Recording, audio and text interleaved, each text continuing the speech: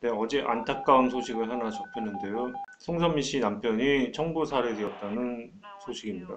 사주를 보니까 그 왜 남편이 돌아가셨는지 그게 사주에 나와 있더라고요. 그래서 그거에 대한 말씀 좀 드리고자 하는데 우선은 관련 내용을 잠시 읽어보겠습니다. 한편의 범죄 영화를 연상케 하는 배우 송선미 씨 남편 고 모 씨 살인 사건은 애초 단순한 우발 살인으로 결론 날 뻔했다. 그러나 그 배우의 600억 원대 재산을 놓고 분쟁하던 사촌의 살인 청부가 있었던 점이 검찰 수사 결과 새롭게 밝혀졌다. 사건은 일본 유명 호텔 등을 보유한 제일교포 광모 씨의 680억 원대 국내 부동산을 올해 초 장남과 장손이 가짜 증여 계약서로 빼돌리며 시작됐다. 곽 씨는 외손자 고 씨의 도움으로 장남과 장손을 서울 종로 경찰서에 고소했다. 아, 그러니까 이게 지금 곽 씨가 할아버지 아니에요. 할아버지가 고소를 한 거네요. 자기 자식들을 고소를 한 거네요. 와, 그 자식들이 얼마나 좋겠으면 저기 자기 자식들을 고소를 했겠습니까? 와, 그래서 그 고 씨하고 같이 손을 잡고 고소를 했는데 그 고 씨를 이제 살해를 한 거네요. 왜 아예 아버지를 살해를 하지, 왜?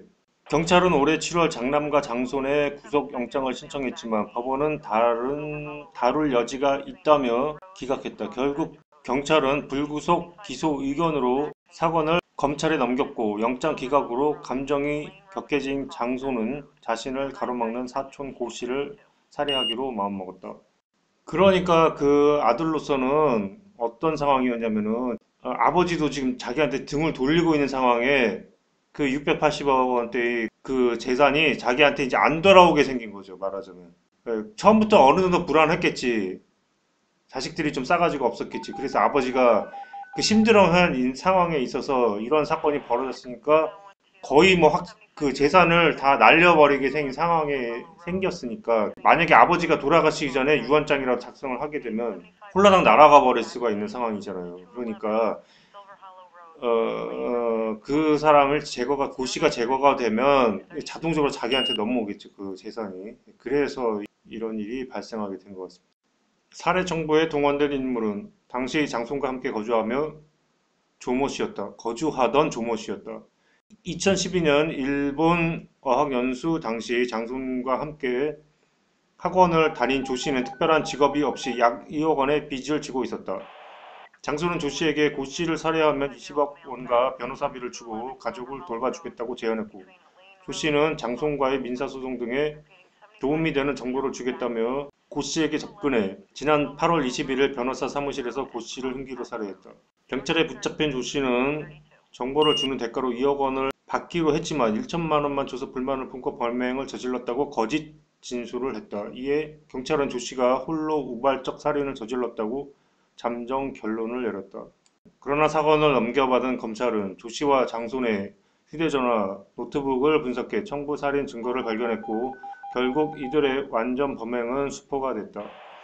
검찰은 조 씨가 인터넷 포털 사이트에서 흥신소, 조선족 청부살인, 암살법, 살인도구, 신세계와 같은 범죄 영화 등을 검색한 사실을 확인했다. 장손 역시 살인 발생 직후 살인교사죄, 우발적 살인 등을 찾아봤다. 그는 범행을 머뭇거리던 조 씨에게 필리핀 가서 살면 된다는 문자를 보내거나 나중에 편의점 가서 일하고 싶냐며 심적 압박을 주기도 했다. 검찰 조사에서 처음에는 청부 살인을 부인했던 조 씨는 장손이 배우로 의심받을 수 있다며 약속과 달리 20억 원이나 변호사 비용을 지급하지 않고 장손 자신도 9월 구속되자 결국 살인 교사를 받았다고 자백했다.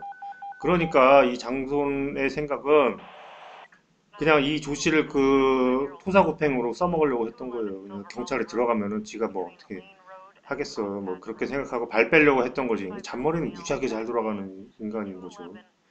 예, 그냥 뭐 잔머리는 뭐 아무나 쓰나요, 그게. 뭐 잔머리 쓴다고 다 되면 예?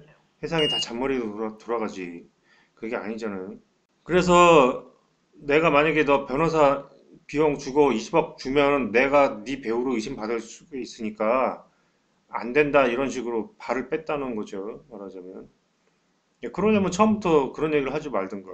특히 묻으라면 둘 다 묻어야 돼 라며 고 씨와 고 씨의 매형인 이 사건 담당 변호사 등 두 명을 모두 죽이라는 지시를 받았으나 거절했으며 변호사 앞에서 피해자를 죽여 겁을 줘라 란 지시에 변호사 사무실로 찾아가 범행을 저질렀다고 털어놨다. 검찰은 이달 13일 장손과 장남을 사문서 위조 등의 혐의로 구속 기소했다. 또 장손은 26일 살인교사죄로 추가 기소됐다. 자, 여기 가계도인데요.